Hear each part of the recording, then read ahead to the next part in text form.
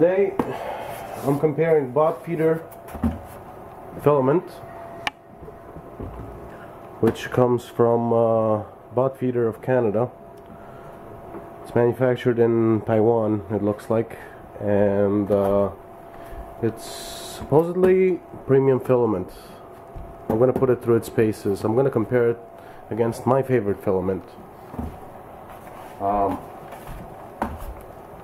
This is basically Inland brand. This is the Micro Center brand. I have a feeling it's manufactured to some pretty decent tolerances, because this is like my 4th or 5th kilo I've bought, and they've all been very consistent, and it's actually been extremely good filament. So to me, this is my high mark as far as price versus repeatability and so on and so forth. So I'm gonna compare it against the Botfeeder filament. Now I'm gonna compare it against black filament. That's green filament. Black filament historically is a lot more troublesome than other colors. So if that filament does as well as this, it's pretty decent stuff. If it doesn't do as well as this, not so great.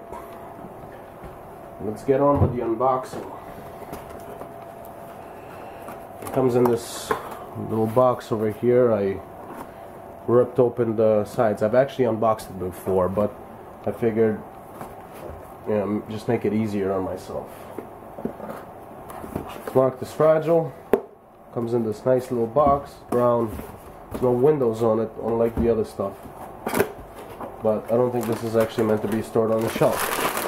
It actually comes vacuum bagged. I've cut the vacuum bag off and opened it up, and this is the actual stuff. There's a silicone gel packet here inside of the spool, which I will be removing and saving, because this stuff is useful for, well, it's basically a desiccant. And your typical cellophane wrap on this thing. So next up, I'm going to start measuring out the filament. I'm going to measure about 5 meters worth, about every 10 centimeters worth, with a special tool. No, it's not a set of calipers. This tool is actually designed to measure thickness in paper. It's actually a very expensive tool I got a hold of. And the method to the madness. First things first, every 10 centimeters I will be taking Botfeeder and Inland filament and recording the differences in size. At the end I will average them out and tell you how close they are to the magical 1.75 millimeters. I marked out with the calipers. These are 150 mil calipers. I marked out 2 lines here that are exactly at 100 millimeters apart, 10 centimeters. So this is all in centimeters. And for the actual measurement, I'm probably gonna use this depth gauge. This thing has been very, very reliable. It's a Storage brand. It's manufactured in the US, and it's, believe it or not, this is probably the most expensive tool I own. If that one isn't enough, I can always go with the old gauge over here. This is actually a pretty precise unit. It's a digital gauge, but it's all mechanical. It's a wonderful piece of equipment. The thing is, this one is a little bit more of a pain to use to measure thicknesses than this one is. And I'm gonna give it a shot. I mean, I'm gonna try to be as accurate as possible, and I'm gonna just lay down the filament here until I reach about 5 meters worth and record all the sizes down. And I'm gonna do the same thing with the Inland. I just got done measuring 5 meters worth of Botfeeder filament, ABS green. These are all the results. Yes, they're all handwritten. I did the averages. It's 1.7728 millimeters in thickness.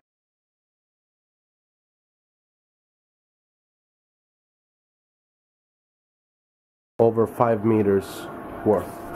But the good news is it never dips under 1.7, and only the first centimeter or so, which I probably think is when they cut it, it swelled up to 1.83.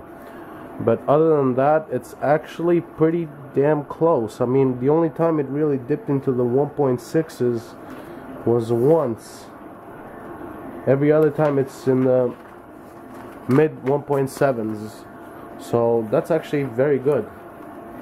Now we'll see what a brand new cartridge of Inland will yield.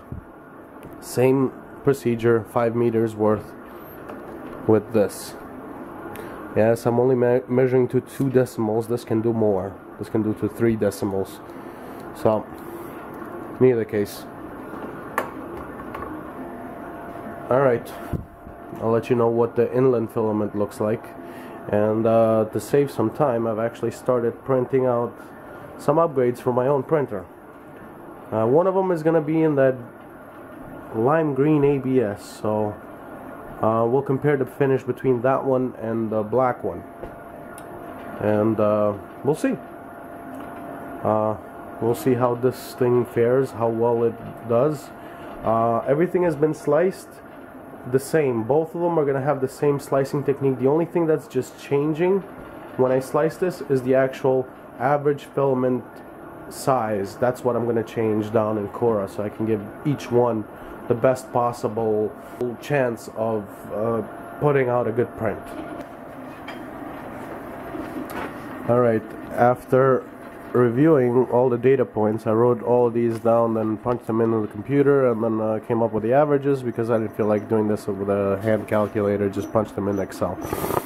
But the difference is this: the actual averages are, and Botfeeder filament is 1.738039 millimeters on average after 5 meters, 51 data points, versus the Inland filament is 1.747353 millimeters.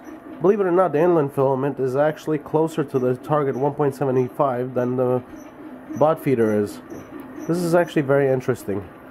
I mean, filament consistency wise, the Inland one is a lot closer to what it should be than this stuff is. But we'll see what the finish looks like. I'll look at how this filament actually makes these parts. All the slicing settings except for the filament thickness has been punched in based on the filament thickness that I measured. Other than that, the slicing settings are identical for both of them. I'm going to do one in this green stuff, one in black. And as I said before, black filament is usually a catch-all for all the garbage. So we'll see how well it actually comes up. In either case, it's actually, this is a very, very interesting proposition. And what I'm doing right now is I'm printing on 0.2 mil. This is what 0.1 mil looks like on my printer. So it's 100 micron, and this was high speed because I could care less about surface finish. I can always sand this if I want to. And this is a new end effector for this actual printer. It's gonna have one of these probes on there. I've reprinted this completely. I have new parts, and this is beta. Well, it's rather late, and the second piece is printing in black ABS. I want to show you the green ABS. That's the Botfeeder brand stuff. First impressions, there's more flexibility to this than there is to that stuff, if I'm not mistaken. I will verify once that is finished. But I have to say, the surface finish on this is excellent. And usually I get some boogering here. I only cleaned out the bottom, and even this I rough cut, right? And I usually get some boogering here and here on these parts. These are actually the final parts for this printer, actually. So one of the final upgrades before I actually will start doing the heated chamber stuff. because these parts on this printer, well, the original version of this is actually PLA, so that's gonna warp if I start putting this in making this a heated printer. But in either case, these are ABS, and I have to say the surface finish is really, really, really nice with this. Probably some of the best surface finish I've ever had. So even though the variation on the filament is a lot more inconsistent than the other stuff, this seems to have a better surface finish than that stuff. I'll show you a side-by-side comparison to both of them. Okay, now they're both done. This is Inland, this is Botfeeder, these guys. I have to say, initially,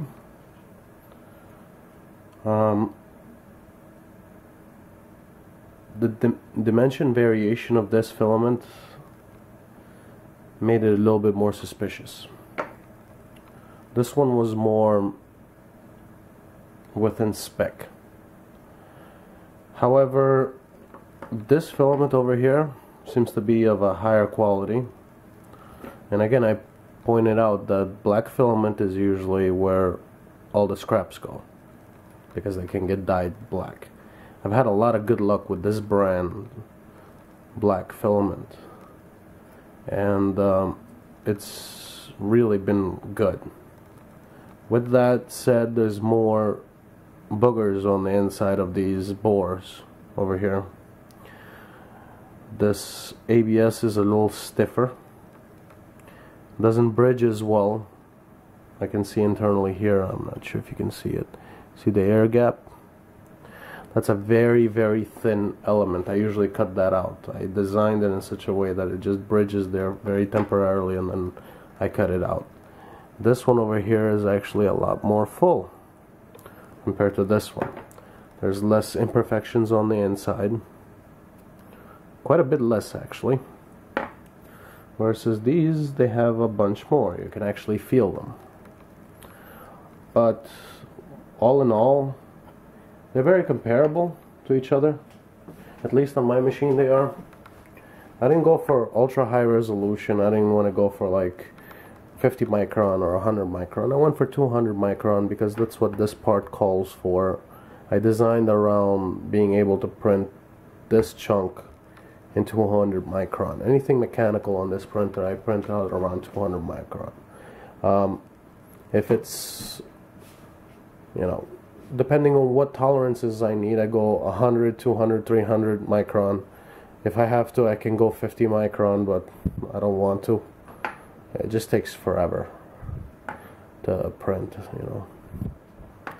With that being said, each one of these takes about an hour and change. I think it's about an hour and 20 minutes to print. The settings were the same, so on and so forth. It's actually quite nice to see what different types of filament side to side can do for you. The color on this is extremely nice. Also the feel of it. It's not as shiny as this brand is. I've used red from this brand. I've used white from, well, natural from this brand. I used black. I used their black a lot more than anything else. And I think I've used about 3 or 4 kilos of their black so far. And this is the first time I've ever tried this stuff. I'm going to play with this filament a lot more. I'm going to print out some more of these mechanical parts. I'll keep this one as a spare. I'll print out 2 more because, well, this is a Delta printer, so it needs 3 carriages. So I'm going to print another 2 of these. I'll reslice it again. I'll put in the proper settings for this plastic and print out 2 more. And hopefully this kind of shows the audience what premium filament can do for you. If you really want to go for that 50 micron resolution, I'm sure this is going to be superior to this. At least to some degree it is. However, for my purposes, is it worth the money? Yeah, it is.